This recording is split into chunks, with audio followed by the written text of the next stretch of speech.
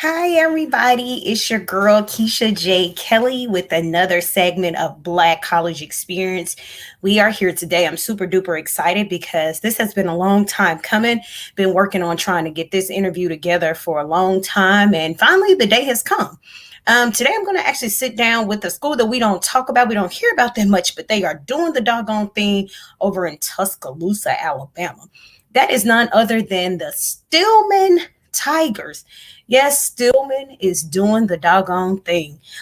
Stillman Athletics. Today, we're going to get a chance to sit down with the athletic director slash head baseball coach, Terrance Whittle. And so I'm so excited to hear everything that's going on at Stillman. Of course, for people that don't know, I am from Alabama. I'm from Huntsville, Alabama, but I am a Southern University graduate. My twin sister is Alabama A&M. So, somebody had to stay in Alabama, right? But I do see AD slash head coach Terrance Whittle on. So we're not going to hold it up. We're going to bring it right on up to the studio. Hey, how are you? I'm well. How's it going? Good. Thank you for joining Black College Experience. Thank I you. don't know if Thank I you want to for call having you AD Whittle or if I want to call you head coach. You tell me which one you prefer. me. It's fine. Whatever floats your boat. It's fine. I'm not that kind of guy stuck on headings and titles. So On those exactly. You're not one of I those just want title to be in people. the mix. As long as it got me in the mix, I'm good. Hey, we just kind of go with the flow. Well, again, That's I right. do appreciate you for joining me here on Black College Experience, and so excited to hop into this conversation just to kind of see, all the things that's going on down at Stillman. Now, I see your alma mater is Virginia State. Virginia State, the Virginia State University, sitting high on one of the highest hills. They say FAMU is on the highest hill, but we sit on a really tall hill too down there in Listen, Essex. don't let them rattlers hit it. Don't let the rattlers hit it. You know, it I ain't might one be of a them fight. old Don't people. let them hit, Right. coach. I don't That's know. right. Yeah. I don't know. So I'll Yeah. start with here again. We know you're in Tuscaloosa. I'll start here. You have served as the look like the head baseball coach since 2017, 2018, correct? Head baseball. That's correct. That's correct. But prior to that, you were at Elizabeth City for 16 years. Yeah. Yeah, for sure. I know the time goes by so fast, and you're like, It, wait, it, it seemed like it's no, really. It seems like yesterday for me that I started coaching. So but yeah, 16 and a half years at Elizabeth City State. all right, so take us back to that Elizabeth City State. Take us back there because I know you got a track record. You got a great track record of some great coaching. Take us back to that 16 years, coach. That's a while. Yeah, in Elizabeth City State was really good to me, and I tell people that I grew up in coaching at Elizabeth City State. I was born at Virginia State. I like to call it, and I wouldn't be here. And I must say this caveat, if I may, that Yeah. I wouldn't be here if it wasn't for Virginia State. You Mm-hmm. see, and so I was born there and um, got my start at Virginia State, and I'm so grateful for them, and they always hold a special place for me. And I just came back. I was in Virginia this past weekend, and I had to ride on the hill. Because I went back home briefly, but uh, grew up at Elizabeth City State and started coaching there in the fall of 1999, and it's been a tremendous ride there. Met some wonderful people, had some great teams, had an opportunity to extend my coaching career. And when I say that, I mean to kind of branch out and network more.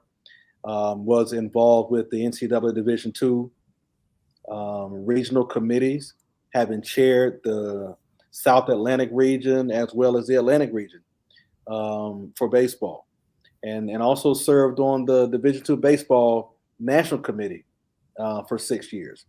And so they gave me the opportunity to do more than just coach, but to expand into leadership in the NCAA, especially at the Division II level. And so met some wonderful people, learned a heck of a lot, learned the politics of college baseball, the ins and outs of college baseball by being able to serve on the Division II committee and have some great mentors. And I tell people a lot, um, half of the mentors in baseball for me were women, and I'm grateful for that. My first coaching job at Virginia State, I worked for a woman, Alfreda Goff, and she went on to become a conference commissioner, and worked for female athletic director at Elizabeth City State for a period of time. One of my mentors was at the conference office at CIAA, and Monique Smith. So she's a good mentor of mine, and of course the current conference commissioner of the CIAA, Jackie Carpenter. She was a mentor of mine, and so there were a lot of people that played a role, in my advancement in college baseball, and so I'm grateful for that time at Elizabeth City State. Wonderful players, had an opportunity to do some really good things. Of course, won my second conference championship there at Elizabeth City State, and that was a tremendous opportunity for us.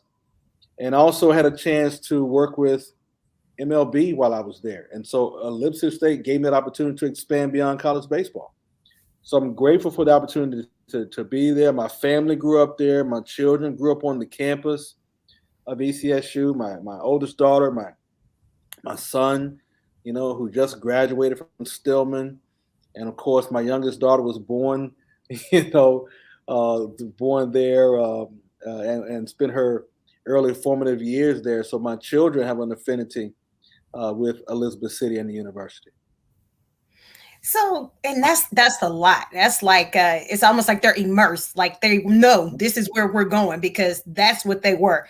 And as I was Yeah. stating before, I'm from Huntsville, so I grew up on the campus of Alabama A&M. Alabama A&M was where we grew up. I didn't go to A&M. My twin sister went to A&M, but we grew up Yeah. on the campus of Alabama A&M. That's what we knew. That's what our parents instilled in us because we were probably like 8-10 minutes down the street from Alabama A&M. So that's what we knew. So it's quite fun. And I guess as time goes on, I always hear people say, yeah, I grew up on the campus of Southern University and I grew up on this and that campus. So it's almost like, hey, you listen, this is what you're going to see.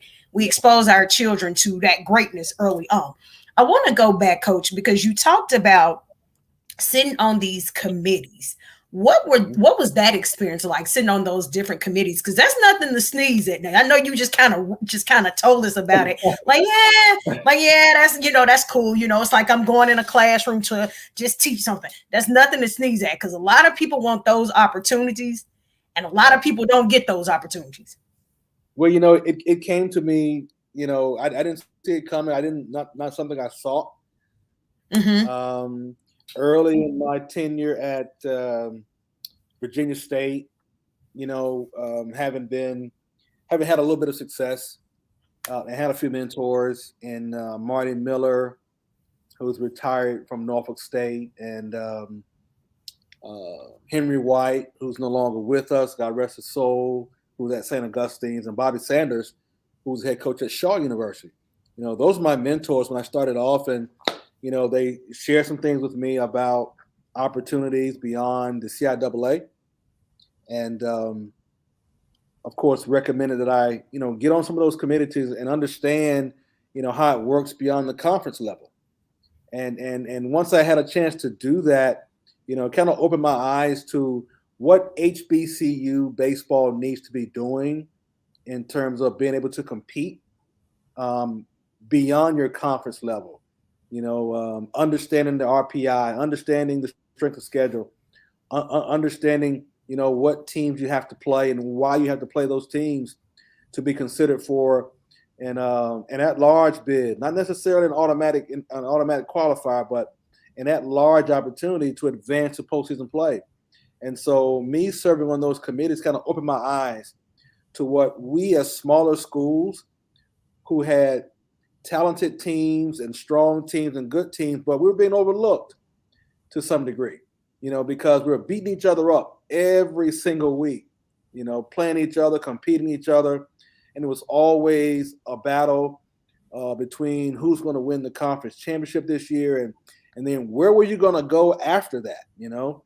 And so for a long time, we weren't in those discussions. We weren't in the rooms where the discussions were being had. There's always a saying, there's a meeting before the meeting. And so we needed representation. And as you know, representation matters in a lot of places.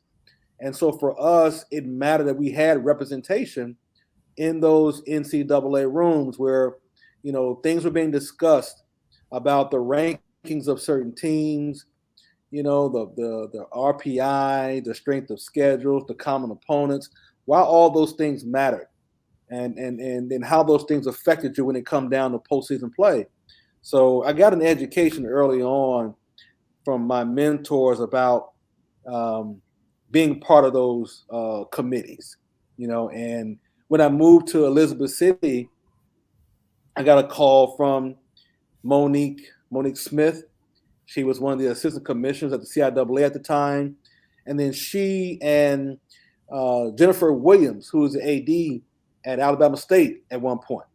And that's now They with tag, USA. Yeah. yeah, yeah. They tag teamed me, on the phone, tag team me and said, we need you to get on this, you know, Division II baseball committee, and chair. We need you to chair. Their word. We need you to be the chair of the Atlantic region. And I was like, what does that mean? you know, um, and after some convincing that we needed more representation at the national level, not just within the region, but at the national Division II level, because weren't many persons that looked like me, chairing a Division II regional baseball committee, and so let alone being on the national baseball committee, and so uh, that was huge for us. And then there was a point where realignment came, and you had a voice in the realignment in terms of where teams are going to be paired against sister schools that were outside of your conference when it came to seedings for Division II playoffs and the ranking systems. And so those things were important. And I was able to bring back information, to talk to coaches about, this is where your school is.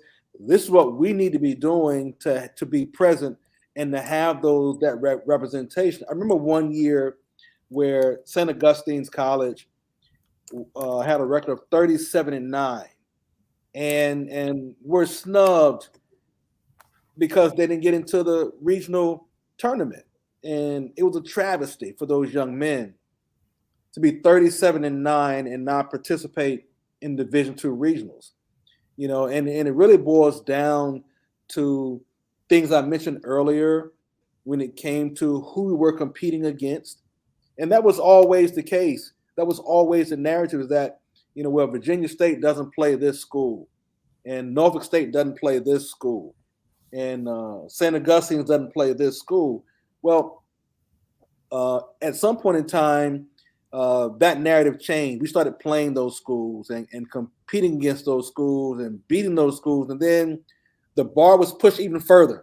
When you knock down one door, somehow another door opens up, and then there's another obstacle you got to face. And so that's why the representation for us in those rooms and in those meetings mattered, because now we were able to take back information, and that's power, sometimes.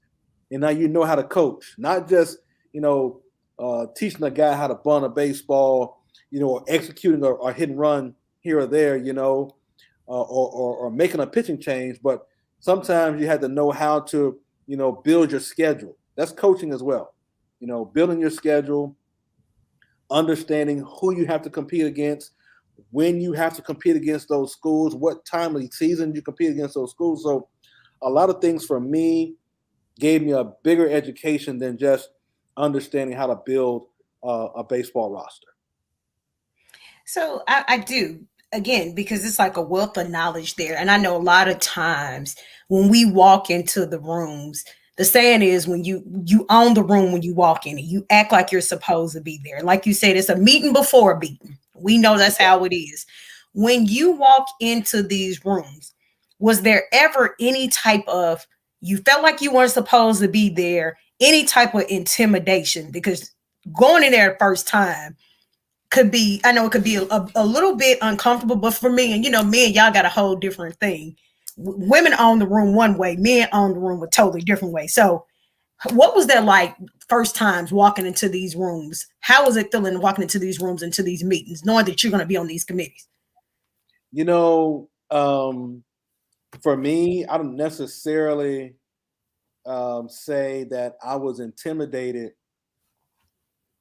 to come into those rooms,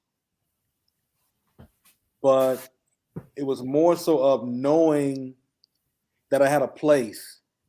Um, I think the battle was dismissing the myth that, you know, because you coach at an HBCU, Right. that you shouldn't be here. Why are you here? And so now it was a matter of disproving the myth that we weren't capable of being in those rooms and having the voice that was needed to help not just uh, our institutions but other like institutions to have a space in that. So not necessarily did I feel intimidated because I knew some of these coaches, having competed against some of those coaches, but more so that I'm here and I'm here dispelling the idea that we don't belong. And so when your voice is heard, it not just does something for you and your institution, but it also says that there are others who will be coming behind you. And for me, that was important, to create a space where I'm not always going to be in this position. And people have to be keenly aware of that. You're not always going to be in that space, but when you do leave that space, that you've created room for somebody else to come in and have a bigger voice than yours, and also to be adequately heard. So for me, that's how I looked at it at the time. Is that we belong in these spaces, but we also have to make sure that others that come behind us have the same opportunity, if not better. Absolutely. And I'm always thankful for those people that push us to do something, someone that helps us step outside the comfort zone. And one of those things that you said, and we're seeing the uptick, we're seeing more and more and more exposure for HBCU baseball. There are different tournaments, different showcases, different opportunities for these guys to get the exposure, to get that, that hands on, and to see more eyes on our historically Black colleges, on our programs. But it's, as you say, we come from HBCUs, and so we know the stigma that carries. We know the stereotype that goes with that. They feel like, oh, you can do, it's the same game, nothing changes. But they feel like because it's a HBCU, yeah, it can't happen. So now take us to your next job. Take us to what happens after you leave. So I left. I left a little Or if it's some unceremonious. stops in between, if something happened in between, you can tell us about that too. Well, I left Virginia State Hmm. um, and went to Europe to coach in Germany and Austria. And what was Uh, that like? you, you know, um, it was a different experience because at that time, baseball wasn't. It's not a national sport in Germany, and the national sport is soccer, and so baseball is played in clubs. It's not played in schools, not played in universities. Right? And if you want to play baseball, you have to join a club. And I can tell you a story of mine. When I got there, I was hired in March of 1999, and uh, I got off the plane on a Tuesday, and we had a game on a Saturday. So I had to prepare a team in less than 6 days to play. And those first 4 days of practice, only had about 6 people to show up, to practice. And you're trying to prepare a team to play. And so then a game day comes on Saturday, everybody shows up. Here's all these guys have no clue who they are, don't know how to put the line together. And so my assistant coach had been in the organization a while. And I say, "God, do me a favor, man. You fill the lineup card out. I don't know these guys who's showing up. They all show me in uniform. They're ready to play. I don't know them. Fill the lineup card out. I'll sign it as a manager." And unbeknownst to me, we were playing our very first game against the defending German champions. Oh goodness. I said, "Wow, oh wow, who does this schedule?" Right. Right. So we wound up losing the game 9-8.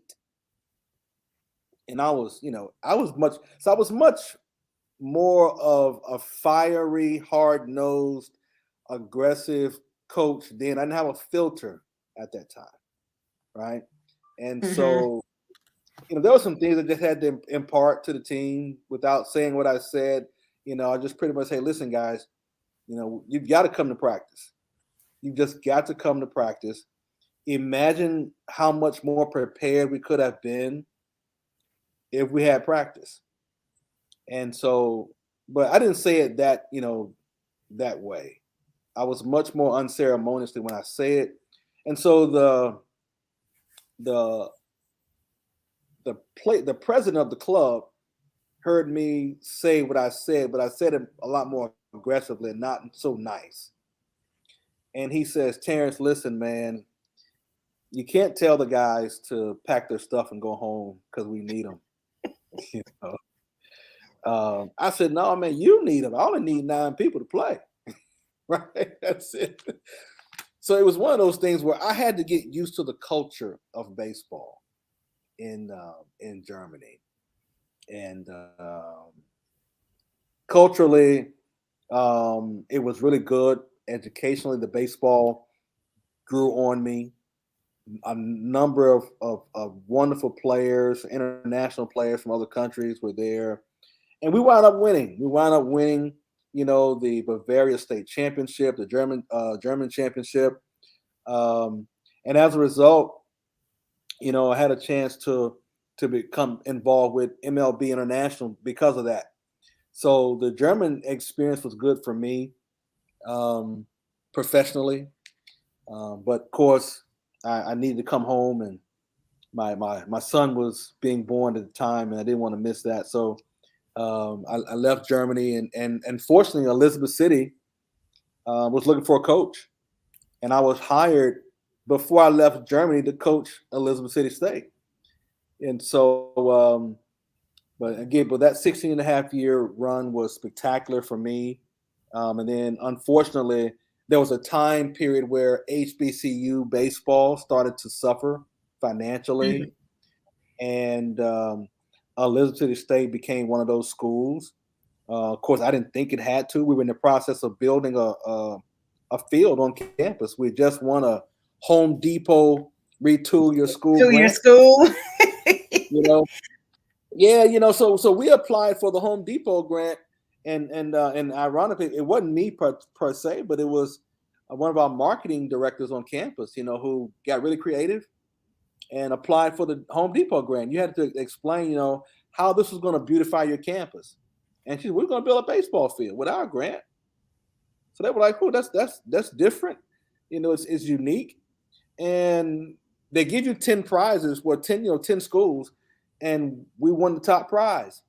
And so we were going to use those funds to help us build a baseball field on campus.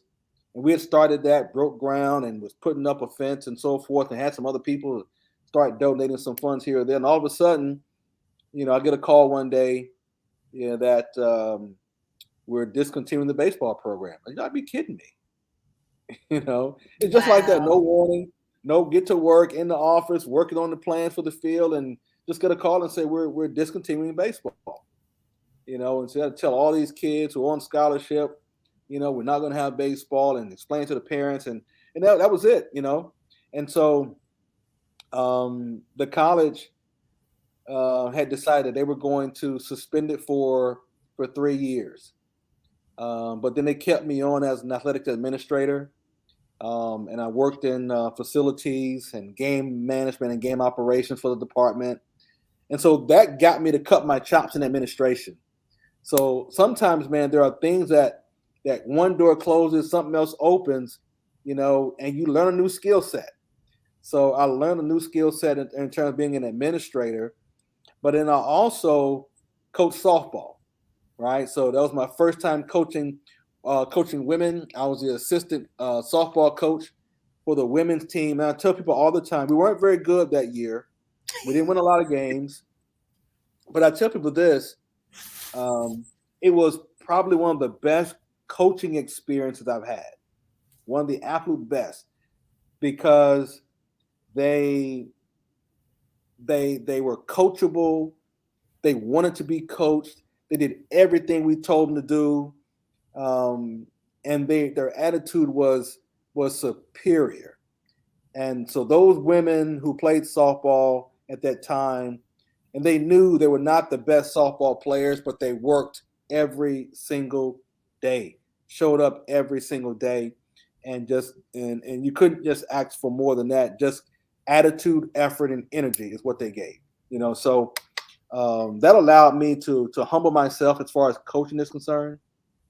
Um, and when I left Elizabeth City State, looking for other coaching opportunities, I was out of coaching for 18 months, and so went back home to Petersburg and looked to coach high school. Nobody would hire me.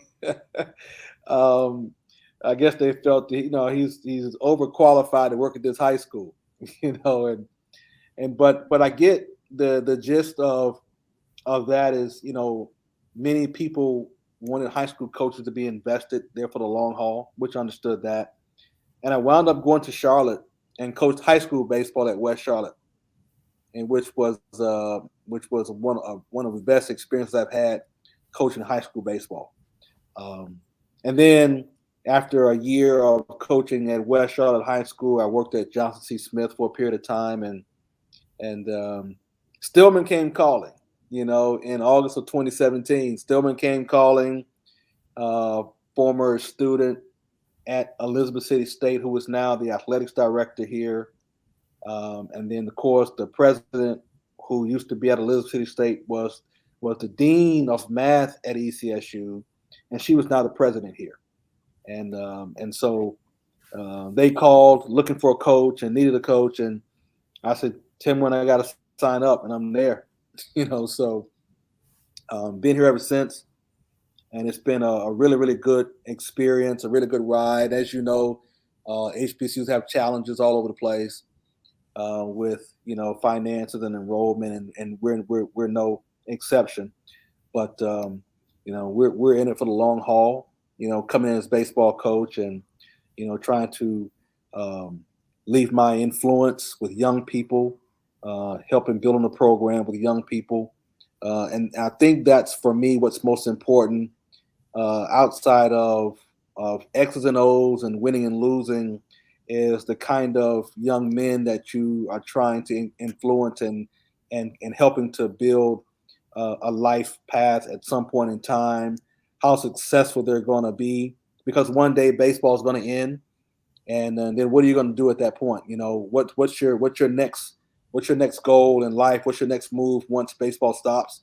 And so I hope that's been my message while I'm here, is that you can win some games and be successful on the field, but we really want you to be a professional in something outside of baseball, build a life structure for yourself, um, and be a family man, hopefully, and be a husband and a father eventually, and just be a productive citizen. And so that's kind of been my message, my forte in every team I've always had, outside of winning, is to be really, really good people, good citizens. And if you get a chance to play pro baseball, I'll be the first person in the front row at your game. And so that's been an ultimate thing for me here at Stillman.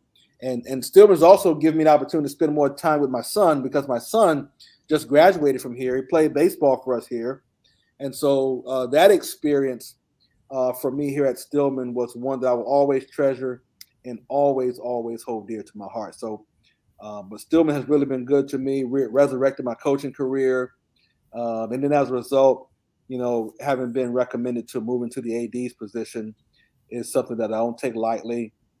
Every day I wake up, coming to work, wanting to understand how I can help, somebody, whether it's a staff member or a student athlete. So it sounds like it became a full circle moment. People were in place, president, different people were in place that seems like it was going to connect you back to Stillman. It seems like a full circle moment. And the fact that it seemed like you came back, well, I'm saying you got back to where you want to be. So 2017, 2018, you get here.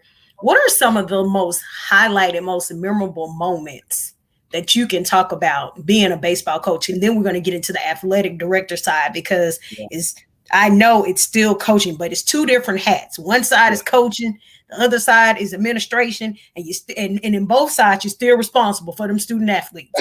So Absolutely. talk about the difference because you're still responsible. And we know, I always say it, it's my favorite thing. The most important person in athletics, in my opinion, is the student athlete. They are For the sure. center of everything that goes on in athletics. They're the center of it. So I'm gonna let you have that. So again, it's two different sides. You got the coaching side, you got the athletic director side, but you're still responsible for both. But in baseball, because that's where it started. What are some of your most memorable moments that you can talk about? I'll say up until this point, because I know it's like I want to say it's Stillman. Let me say at Stillman. What are some of Yeah. your most memorable moments? Well, here obviously, my first coaching victory here at Stillman will always, stand out, and um, that always means something special when you can be successful at something, and you aspire to do that, but also um, being able to reach, career win, 300 here at Stillman was something special for me. Being able to see, you know, a young man play professional baseball here, get into the Kansas City Royals organization, that's something that will always treasure, kind of see someone that you had a chance to watch and grow and then, see players that have coached here at Stillman become coaches, to see someone you coached here, to want to be a part of your program, want to be a part of your staff. Those things are highlights for me. It might not mean a lot to other people, but when you see your former players, want to do what you do, because they love Stillman that much that they want to also see success. When we've had a chance to compete and take our student athletes to pro parks and allow them to play at Rickwood. The very first time I took a team over to Rickwood in 2018, many of them didn't know a whole lot about the Negro Leagues and the history behind Rickwood. So to also add some education for them to be able to see what others have done. So that was a highlight for us, and to win some games in Rickwood Field and be a part of that mystique and that nostalgia of Rickwood and other places while we've been here at Stillman.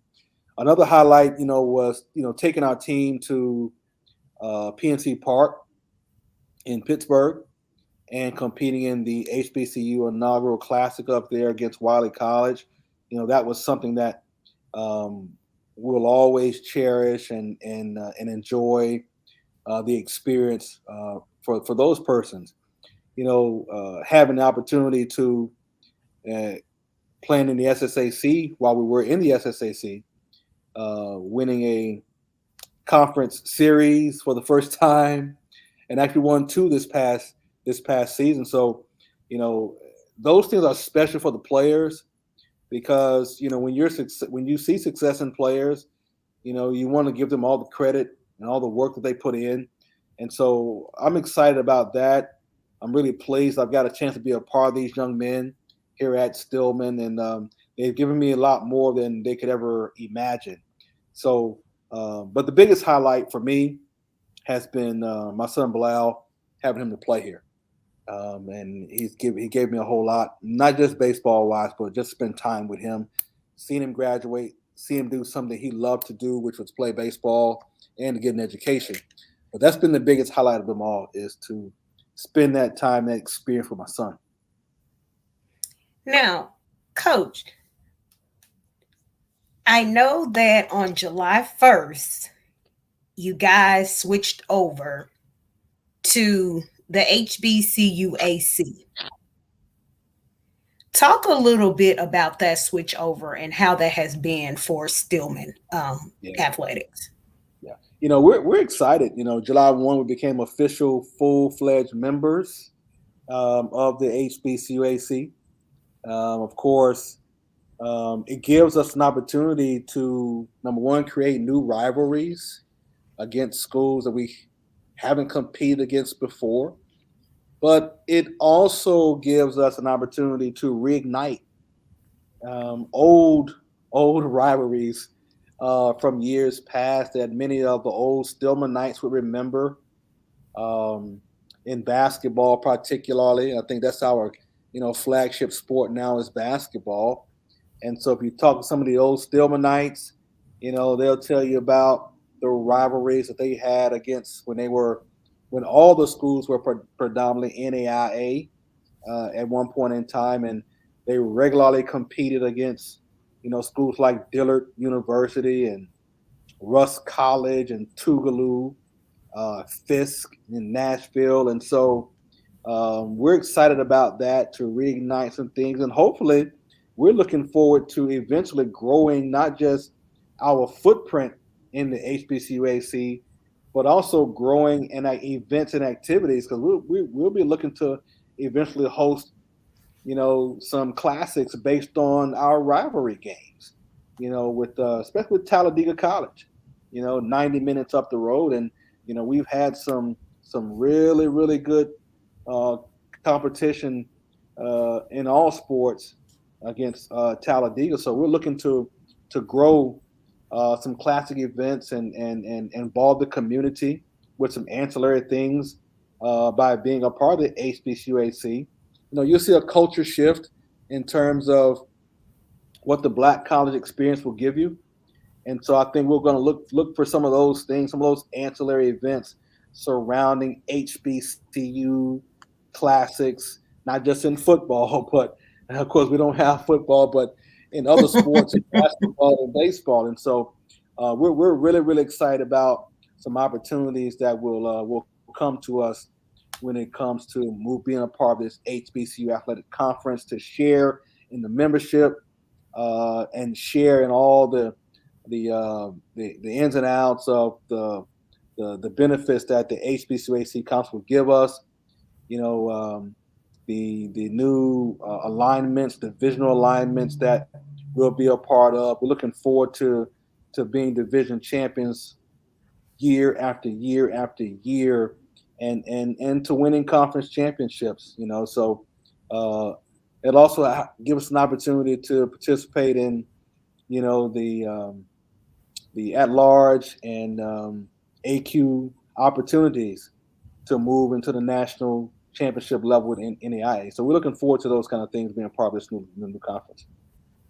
And that's what I'm saying. It seems that it brought a lot of new opportunities, a lot of great things, for Stillman. Another thing I know is that Stillman also signed a multi-year agreement with Urban Edge Network, which, of course, is under HBCU League Pass. That's also more exposure for those games to be streamed on that platform, for eyes to be on the school. And I always say these are great opportunities for people that can't get to schools, can't get to see, friends, family, whatever it is. So this gives another opportunity for eyes to be on your school, and coming with the switch into this new conference. So this is it's just another opportunity, another great thing for Stillman. Now we're not gonna gloss over the academics now. Now I know y'all had some academics. Now, if memory serves me correct, 61% had like 3.1, 3.2. Talk Yeah. about, because I always say athletics is everything, but you can't do it without academics. And Yeah. it's like a proud dad. You got to be a proud dad when you see your athletes excelling like this in the classroom. I think we can hang our hat on the academics side of what we do Hmm. in athletics here at Stillman. I'm gonna throw some numbers at you just to give you an Don't throw idea them out there. Throw them out there like baseball. Throw them on out there, coach. of what it looks like. We this past year we had 25 student athletes had over a 4.0 GPA, and that's significant when you consider the amount of time that student athletes have to invest in their particular sport, time away from class, Hmm. time away from opportunities to traditionally study like other students, time away from concentrating on assignments to make sure we're completing assignments on time. So that's significant. We had 92 student athletes, 92 with Right. above a 3.0 GPA or better. And so we're really, really proud about that. Um, 29 student athletes graduated from this year's graduating class, and we're always excited um, about what our students are doing and them moving on and graduating from the institution. And of course, our spring GPA was 3.18 from as a department. And so that kind of gives people a blueprint of what these young people are doing. They're excelling academically. Um, they know what their assignment is. They know that in order to compete on the court and on the fields and on the track and in the bowling centers, they have to do well academically. And so it's something that our coaches stress. We've made it a part of our culture. We've made it a part of our core values when it comes to the kind of athletics program that we want to run and be a part of. And we hope that others will also kind of see this and hey, look what Stillman athletes are doing. They're excelling academically, they're excelling athletically as well. We're not going to gloss over that as well. We've got some tremendous athletes competing in men and women's basketball, and they've competed on national levels and gone to the national tournament a number of times. We're competing in baseball. Our softball team has historic past 2 seasons, with the most wins in school history and competing at the NAIA Nationals. And then we have, a cross country and track program has done exceptional over the past few years, but more recently, having a national qualifier this year in in track and track and cross country. So we're excited about where we're going athletically and where our students are ascending academically. So we don't want to look over that. We want to shout that from the hills in terms of, our kids are going to class, they're getting their work, and they're excelling in spite of the tremendous um, time and tremendous levels of expectations that are put on them from an athletic perspective. So another thing, and that is like I said, it's like a proud parent. That's a lot of student athletes. 25 with the 4 point. That's a lot of student athletes. And a 4.0 is, that's exceptional, especially in college. That's hard to do and it's hard to maintain. Now, going over to Stillman, looks like y'all were just awarded a 2-year bid to host the HBCU Athletic Conference for men's and women's basketball championships. Yeah. Hope credit you. How you feeling about that? We're you know You start smiling, so that told me something. so this is was a conversation and brainchild of a number of people, not just myself here at the college, but of course our new president, Dr. Yolanda Page. Her tenure began last July, and that was one of the things that we talked about in terms of when the conversation started to happening about us potentially moving to the HBCUAC, and when we were kind of voted on, given this provisional membership uh, before July 1, well, the talks about um, bringing the tournament to Tuscaloosa and Stillman hosting in conjunction with Visit Tuscaloosa, our Convention and Visitors Bureau. And so um, as talks progressed, we got excited about it and things started to fall into place. Um, and, running a conference, major conference tournament takes a lot of work, a lot of manpower, a lot of time and effort and people, the human capital that it took to run this tournament was really, really special and phenomenal. And so we're just excited about the opportunity that the conference uh, gave us and the trust that they had in us to award a multi-year opportunity to host the HBCU Athletic Conference Men and Women's Basketball Tournament. And so we're probably uh, in an elite company to say that we've hosted this a major college basketball tournament in Alabama. I don't know how many people can say that they've hosted a major uh, men and women's college basketball tournament here in Alabama. So we're excited about that, and we hope that's continue to grow for us. And we're looking forward to the 25 tournament. So hope to see you there, Black College Experience. Listen, In I was looking at the dates and I was like, let me make sure because I know, of course, with the SWAC. So now the SWAC will no longer be in Birmingham. The SWAC will now be in Atlanta. So I'm like, wait, I can just drive right up the street. I can just there drive you up the street go. instead of driving 2 hours away. So let me and please help me understand this because listen, Chris sent me over the best of the best with all the information. Yeah. The only HBC with a men and women's bowling team. We are. you I, know. you know, that alone deserves a story by itself. Now, me personally, I follow bowling. I follow bowling to a T. And so, of course, again, being a Southern University grad and our team was the champs, I was following them just like little bugs. I was following them around, just following to see what was going on.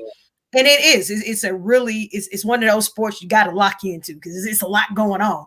But I did not know that there was a men's team. Now I could see the women's team, but I didn't know that y'all had a men's team. How competitive are they? Well, so bowling is an emerging sport here at Stillman. It's Okay. at its second year, Okay. and we're not gonna cut any bones about it. We have high expectations for bowling. We're still growing. We're still growing our numbers, and so I think that's the one thing we struggled with in our first year and a half is securing consistent numbers. And so hopefully, this year we've seen the recruiting from what our coach has been able to do, the recruiting numbers of what we're going to look like moving forward for this academic year. So we have high expectations that our numbers will level out and stay the same, but we've kind of struggled the first 2 years with keeping those numbers above float, especially on our women's side. Our men's numbers have consistently stayed the same, and they've competed well in some tournaments. We've hosted our first meet this past February here in Tuscaloosa, And so now we're looking to host more events here in Tuscaloosa, but we're looking to continue to grow our numbers. And so right now we're not where we want to be, but we're looking to continue to ascend to where we think we should be over the next 2 years. And I do have another question. Looks like in 2023, you guys started your first Athletics Hall of Fame. Mm-hmm. What was that like? Well, I tell you what, there was a lot of people. When you become the athletic director, Yeah. everything is yours. Yep. Um, and I tell people all the time, you have to now be more than just um, a coach for one thing. So for me, it's being able to have relationships with a lot of people, and so um, one of the things that I really wanted to do was be creative in how we grew the brand of Stillman. And so the Athletics Hall of Fame is one of those avenues where it allows us to grow the brand. And so after a conversation with our former president, Dr. Warwick, in terms of what we wanted that to look like, we felt that the quickest way and probably the most efficient way was a Sports Hall of Fame. What that does, in addition to growing the brand, it also allows us to re-engage former athletic alums. People want to be a part of what they used to be a part of. And so I think what better way than to recognize the accomplishments of former student athletes here at Stillman. And so we were able to get support from Urban Edge Network, who is our media rights partner. And so they sponsored the initial Hall of Fame. And so that allowed us to develop a committee of persons. People think it was just me. So I got a lot of phone calls about, hey, man, I need to be in the Hall of Fame. Put me in the Hall of Fame. Here's my information, but I'm not the guy that's going to vote, you know. So we're currently the opportunities for nominations are currently open right now for those that are listening to this broadcast. So we want you to nominate who you feel is worthy of being in the next class here at Stillman College. So we're excited about the 12 persons that are currently in our class, 6 the first year, 6 the second year, and we'll look to induct a new class this coming February at our homecoming. So we're excited. It's going to grow for us, and soon it'll be a signature event here in Tuscaloosa, and that's the purpose. That this will be one of the major events that people will want to come and be a part of here in Tuscaloosa. Listen, that's I'm one of those people. I'm a awards, a gala. I'm one of those people. I love to see people being recognized, and I need a reason to get Yeah. dressed up. Let's be honest with you. Need a reason to get dressed up, but I love to see athletes being recognized and getting their due justice. Well, you got an So, invitation. what did you say? You have an invitation to be at our Hall of Fame Listen, in Texas. y'all heard it here first. He said, I got an invitation. So the AD has said it, the AD has spoken. That means my face will be in the place where I need to be because he had already told me I was invited.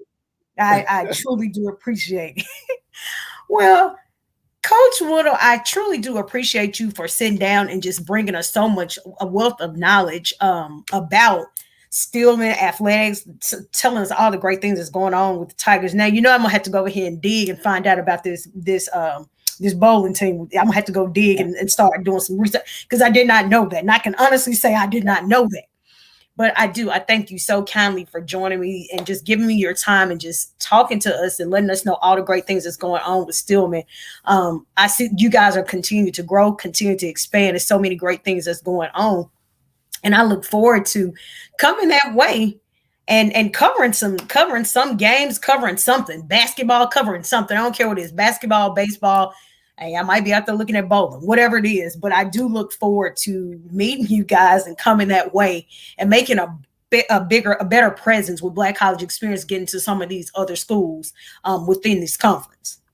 Yeah, for sure. We're glad to be on. Thank you for these few moments to talk about Stillman, to talk about our brand, to talk about the exciting things on our campus, and and one other thing, we've just been recognized by the NAIA as a gold level champion of character institution. Um, I'm and so glad we're you said excited. that because I had that pulled up on my notes. Go ahead. I'm sorry.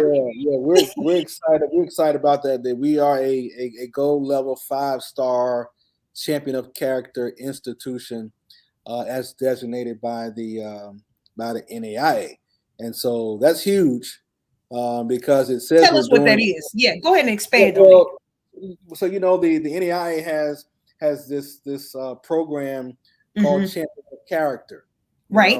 So the Champions of Character, are meant to tell people about the things that the institution is doing based on you know what the NAIA are requiring you to do, and those core values, of servant leadership, respect, competitiveness, all those things that the NAIA values, we value here at Stillman College, and so we've been recognized based on the work that we do, based on not just the things that we're doing academically in the classroom and athletically, but the things that we're doing in our communities. Because and part of that is, what are your student athletes and coaches doing to also have a presence in the communities of that they are a part of? And so Right. we feel as though that those things are important too. And because of the work that we've been able to do, the academics we've been able to show, the community engagement we've been able to be a part of, we've been selected as one of those schools across the country with that gold level recommendation of a 5-star champion of character institution. We're proud of that. That's a lot to be proud of. It is. It absolutely is. We Again, just want that's to continue pushing. We just want to continue to pushing that and being a part of our president, Dr. Yolanda Page, her vision and her mission and her plan for the institution. well, again, I thank you so kindly for joining us and sharing all the great things that's going on with Stillman. Please do not be a stranger. And anytime you want to come back and join us again for another segment to talk about the great things that's going on in athletics, be it baseball and any other sport, we are glad to have you back.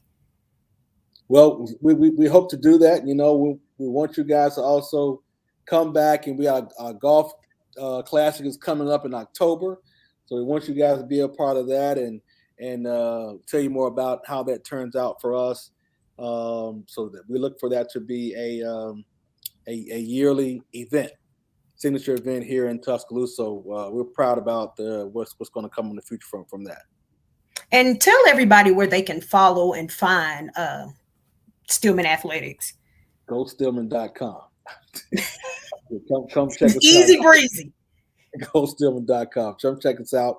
Come see us on our campus, and come be a part of the exciting things that we're doing here at the college. All right. Thank you so kindly, and I will talk to you soon. Absolutely. Thank you. And thank you.